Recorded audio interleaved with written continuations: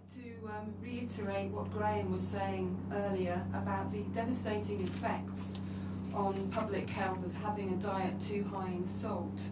26 million of us are eating too much salt, which, as you all know, can be hidden in the foods that we buy. For the last 2 years, the National Consumer Council has rated the top 8 supermarkets, how they can help customers shop, cook and eat more healthily. We focused on supermarkets mainly because they account for the lion's share of spending on food, with 3/4 of the national food bill spent in just 4 supermarkets, and 1 in 3 pounds is spent in Tesco alone. So we feel that it's important then that supermarkets, amongst industry and also consumers themselves, take responsibility for eating more healthily. Like the other speakers, I'm very pleased to see progress. There's been a lot of movement in industry, and particularly in the retailers. Many of the standard products that we surveyed had much less salt in them than they had last year. And we measured against the FSA's salt target, so we're very pleased to see that.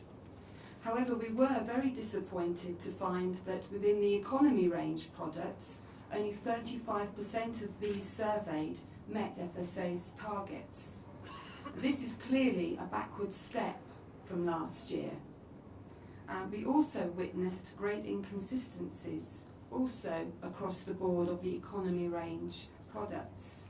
Just to throw out some examples, Asda's Smart Price products had more salt than the standard range.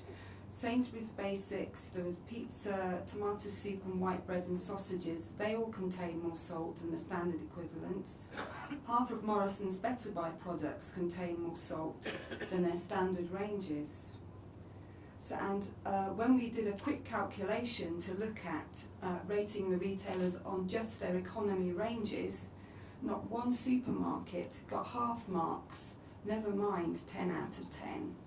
So there is clearly a lot more work that can be done here on the economy range products. There's no excuse really not to reduce salt in the economy range products. Industry and the retailers have shown what tremendous progress they have made in their standard ranges, and the National Consumer Council are urging retailers to narrow the gap in health inequalities and stop shortchanging those consumers who rely on economy range products, often those who have experienced poorer health inequalities and are from a lower income background.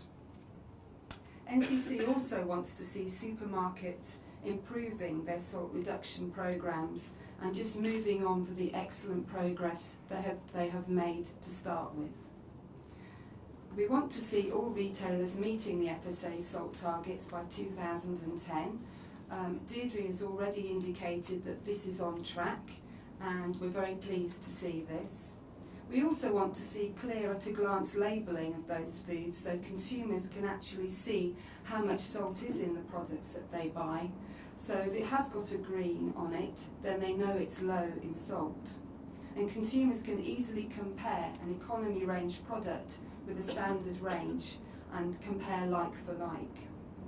So to sum up really, if it can be done for standard ranges, the challenge now is to see that the economy ranges do have a big push to reduce their salt content, so that those consumers who are from lower income backgrounds and rely on economy range products are not shortchanged on health and are not having too much salt in their diet.